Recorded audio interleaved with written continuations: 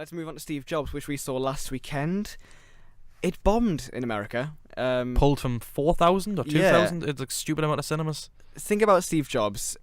He has, like him or loathe him, he has revolutionized phones and technology and everything. Everybody has, if they don't own one, have at least seen an Apple product.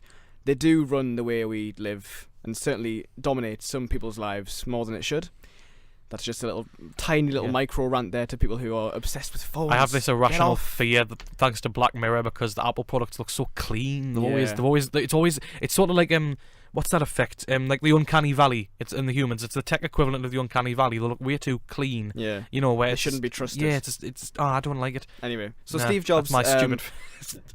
has just a fear. Another film adaptation, this time helmed by Danny Boyle and written by Aaron Sorkin. Yeah. What happened? I haven't seen Jobs, the original one with Ashton Kutcher, but it's supposed to be terrible, absolutely awful. Yeah. But this time it's like a play.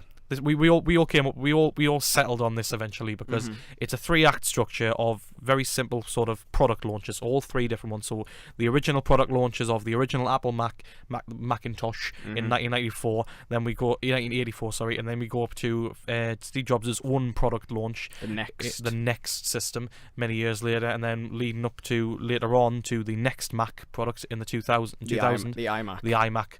So it's 3 distinct periods. I think you probably all know this, but it is all filmed in 3 different styles, so it reflects how it would look in the period if it was actual video footage, which is a great little thing to do.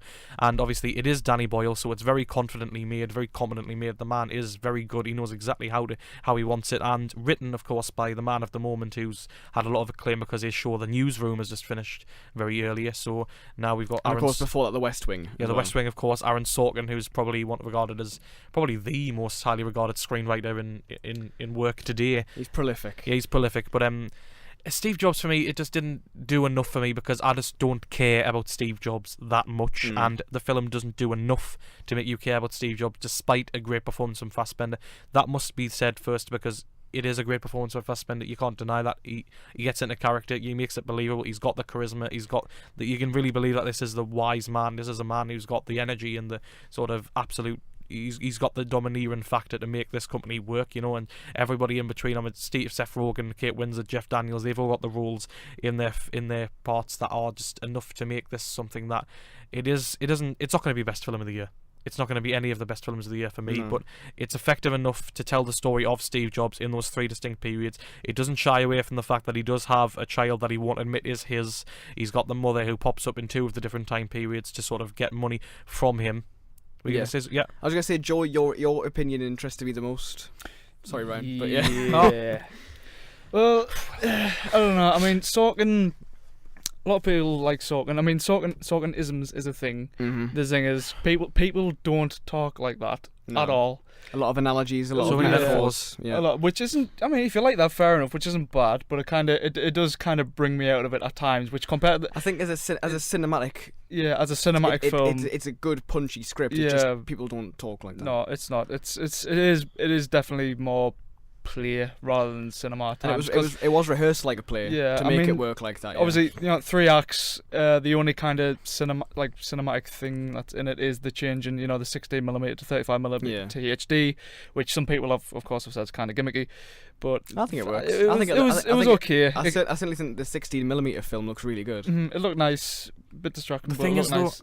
Every one of the cast members does really good. Kate Winslet as his PA, I guess, his lifelong secretary is really good. Jeff Daniels as the Mac CEO is really, really good.